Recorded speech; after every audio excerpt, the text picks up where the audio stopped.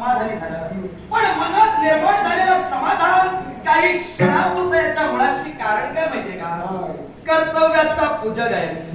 तेव्हा माझ्या कर्तव्याच्या दिशेनं मला वाटचाल करून माझं कर्तव्य सफलतेच्या दिशेनं न्यावं हे माझं ध्येय होय.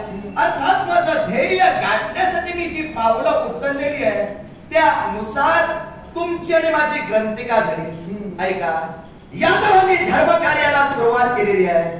अर्थात आमचा धर्म कार्यातील यज्ञाश्व म्हणजे तो आपल्या भाच्यांकडे आहे असं त्यावेळी आम्हाला समजलं, म्हणून आम्ही इथपर्यंत आलो. तेव्हा प्रथम आपल्याला कळकळीची विनंती करू इच्छितोय, जे धर्म कार्य मी प्रारंभलेलं आहे या आमच्या धर्म कार्यात त्या यज्ञाश्वाची आम्हाला नितांत गरज आहे. तेव्हा माझी विनंती, आपल्या भाच्यांची आपण समजूत घालावी. आपले भाचे मला तरी वाटतंय तुमच्या शब्दाबाहेर नाही, तेव्हा तुमच्या भाच्यांची समजूत घाला, आमचा यज्ञाश्व आमच्या सुपूर्द करा आणि यादवांच्या धर्मकार्यात यादवांना सहकार्य करा. भाच्यांची समजूत मी घालावी निश्चितच. तुझ्या म्हणण्यानुसार माझ्या भाच्याला मी समजावितोय. भाच्या सुयोधना, अरे पाहतोयस काय?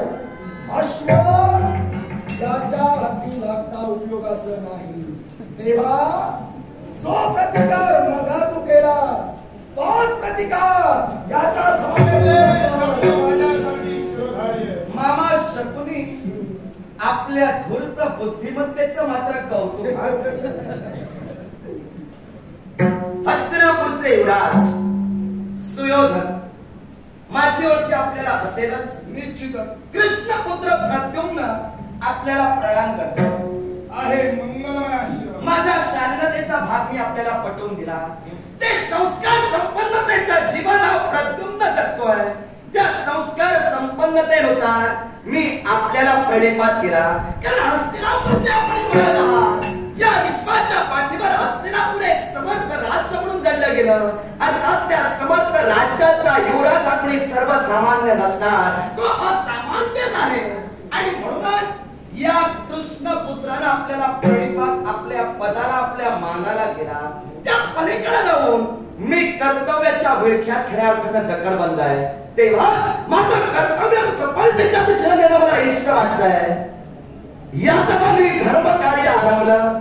अर्थात या धर्म कार्याचा आमचा यज्ञाश्व आपण म्हणे बंदिवान केला तसं आम्हाला समजलंय. निश्चित आमची विनंती राहील आपल्याला, या यज्ञाश्वाची यादवांना नितांत गरज आहे.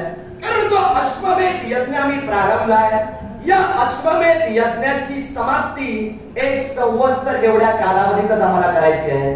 तेव्हा हा आमचा यज्ञाश्व आपण मुक्त करावा आणि सहकार्य करावं याची प्रामाणिक सद्भावना आपल्याला. बोला. अश्वमेध यज्ञाला प्रारंभ तुम्ही केला. तुमचा याज्ञिक अश्व ज्यावेळी आम्ही फडविला त्याच वेळी मनात संभ्रम निर्माण होऊ लागले. बोला. कारण आपले पिताश्री म्हणजे या विश्वाचे देव संबोधले जातात. जरूर होय ना. ज्याला एका रात्रीत सुवर्णाची द्वारका निर्माण केली, त्या गोपाल कृष्णाच्या द्वारकेत अश्वमेधासारखा यज्ञ आरंभ करावा लागतोय. याच्या मुळाशी कारण कळेल का? याच्या मुळाशी कारण एकच. आता शंका तुमची रास्त समजून चालू आहे. याच्या मुळाशी कारण काय माहितीये का? अश्वमेध यज्ञ हा पापक शालनार्थ, निश्चित ब्रह्महत्येचं पातक धुतलं जावं अशा कारणांसाठी केला जातो. धर्माचं पुरस्कर्ते झालं यादव आहे. आणि असं असताना कधी कुणी या धर्माच्या वाट्याला गेला नसताना सुद्धा हा अश्वमेधासारखा यज्ञ करावा त्यांना लागतोय म्हणून शंका वाटू. युवराज सुयोधन आपल्या प्रश्नाचं उत्तर घ्या. यादवांनी धर्म कार्याला प्रारंभ केला. यादवांकडून कुठलाही पाप घडलेला नाही किंवा कुठल्या पापाचा शालनार्थ अश्वमेध आम्ही केलेला नाही.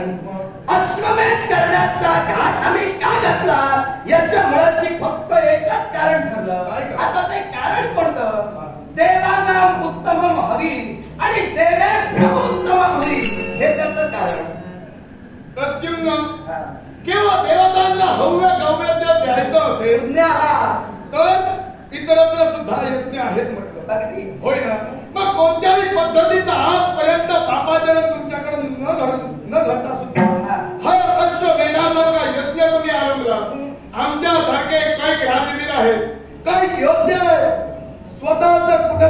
निर्माण होऊ नये प्रित्यर्थ अश्वाचं बंधन करतील. गोष्ट खरी. अश्वाचं बंधन झाल्यानंतर युद्ध छेडलं जाईल. या युद्धात काही जणांचे प्राण सुद्धा गमावले जातील. मग हे पापाचरण तुमच्याकडून होणार नाही. असा त्याचा अर्थ होणार नाही. युवराज सुयोधन, एक गोष्ट कायम लक्षात ठेवा, या विश्वात आम्ही धर्म कार्य म्हणून मी पुन्हा तुम्हाला सांगतोय, अर्थात या धर्म कार्यात ज्यांचे प्राण जातील ते सदैव खऱ्या अर्थानं उद्धरले जातील. ज्यांची आहुती यज्ञात जाईल त्यांच्या जीवनाचं सार्थक होईल. अश्वमेध यज्ञाचं तत्वच ते बोलताय. अश्वमेध यज्ञात जो अग्नी प्रज्वलित केला जातो, अश्वमेध यज्ञाच्या तत्वानुसार त्या अग्नीला जी आहुती जी समिधा द्यायची आहे ती द्यावेच लागणार. अर्थात दुसऱ्या बाजूला तुमच्या प्रश्नाचं उत्तर तुम्हाला देतोय, या विश्वाच्या पाठीवर दिग्विजय आम्ही करतोय. मग हे दिग्विजय करत असताना कित्येकांच्या माना आमच्याकडून चराचर चिरल्या जात आहेत. मग हे दुसऱ्या बाजूला आमचं पाप जर तुम्ही म्हणत असाल तर लक्षात ठेवा, तर्वी होमानुपादाय अभिषेकमच यस्यांते सर्वचित्तम तेन चोचती. या विश्वात यज्ञ कंकण बांधून अश्वमेधाचा खऱ्या अर्थाने यजमान म्हणून कोण बसू शकतो? ज्याच्यावर 64 दाम्पत्य खऱ्या अर्थाने जलाचा अभिषेक करतील ते मान्य आपल्याला. अश्वमेध यज्ञाचं तत्व धर्मशास्त्रात जे आहे ते तुम्हाला सांगतोय. अर्थात युवराज सुयोधन, जर अश्वमेध यज्ञाला सफलतेच्या दिशेने न्यायचं असेल तर निदान 64 देश तरी आम्हाला जिंकणं अनिवार्य आहे अश्वमेध यज्ञाच्या तत्वानुसार. ही गोष्ट आपल्याला मान्य?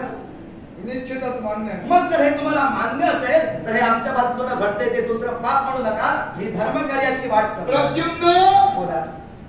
यज्ञ करण्यासाठी मी मगा म्हणालो काही यज्ञ आहेत म्हटलं. जरूर आहे. होय ना. जिथं नरहानी होणार नाही, मनुष्यहानी होणार नाही असे सुद्धा काही यज्ञ आहेत. असे सुद्धा काही यज्ञ आहेत त्याचा अविर्भाव देवतांपर्यंत पोहोचला जातो. होय ना. साधू महंत ऋषीवर्य सुद्धा काही यज्ञ यागादी कर्म करतात. ते कुणाचं केवळ शिर मारून अथवा नरसंहार करून केव्हाही देवतांना हवे कवळे देत नाही. असं असतं. पापाचरण जर तुमच्याकडून घडलं असतं आणि ही जर तुमच्याकडून कृती घडली असती मी नाही म्हणालो असतो. पण तिथं पापाचा लवलाय तुमच्या अंगी नाही व पापाचा लवलाय ज्यांच्या अंगी नाही ते हे पाप स्वतःच्या अंगी काय ओढवून घेतात? पाप ओढवून घेतात असं त्याचा अर्थ होणार नाही. विश्वाच्या पाठीवर कुठल्याही प्रकारचा यज्ञ बघतो, कुठल्याही प्रकारचा असू द्या, कुठल्याही प्रकारचा यज्ञ करणं म्हणजे देव कार्य करणं. मग देव कार्य कधी अधर्माचं असू शकत नाही, ते धर्माचंच असणार. अर्थात धर्माच्या जोरावर स्थापिलेला आमचा यज्ञ आम्ही धर्माच्या वाटेला करतोय. या विश्वात अश्वमेध यज्ञ यादवच प्रथमतः करत नाही. कित्येक जणांनी आतापर्यंत अश्वमेध केले. मग अश्वमेध यज्ञाची जी परिमिती आहे ती यादवादी म्हणावी असं तुमचं म्हणणं आहे की? मी म्हणतच नाही. आमची वाट धर्माची आहे, आम्ही त्याच वाटेला. मी काय म्हणालो निश्चित लक्ष देऊन ऐकलं तर तुझ्या लक्षात येईल.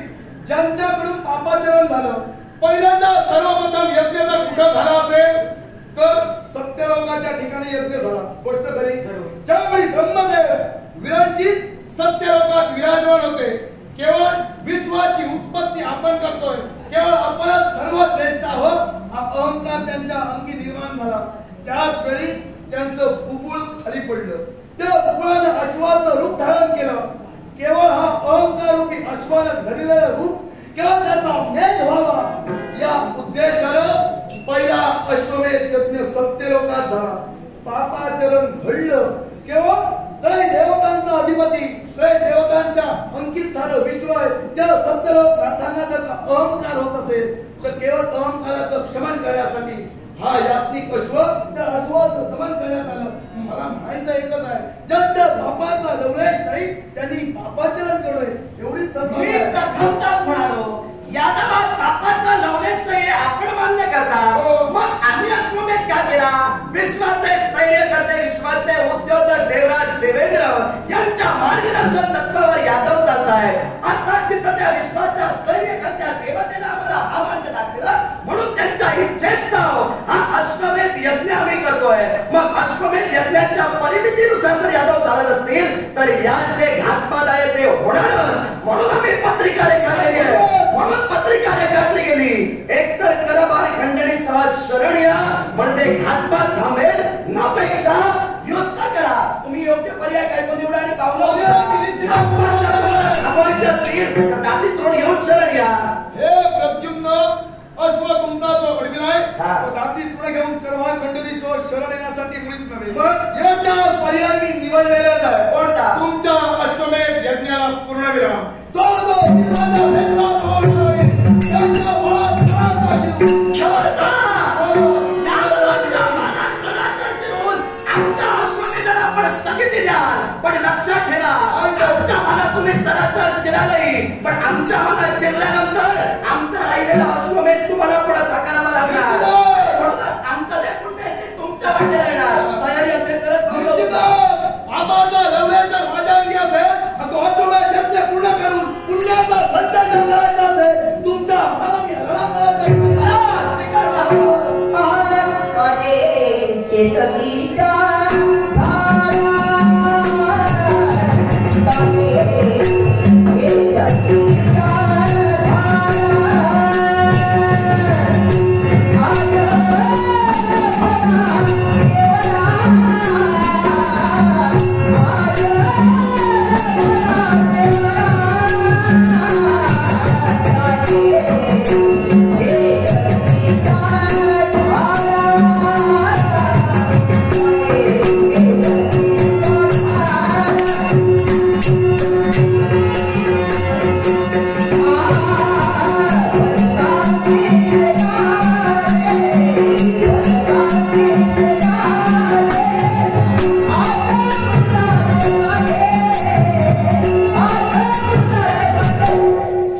Yeah.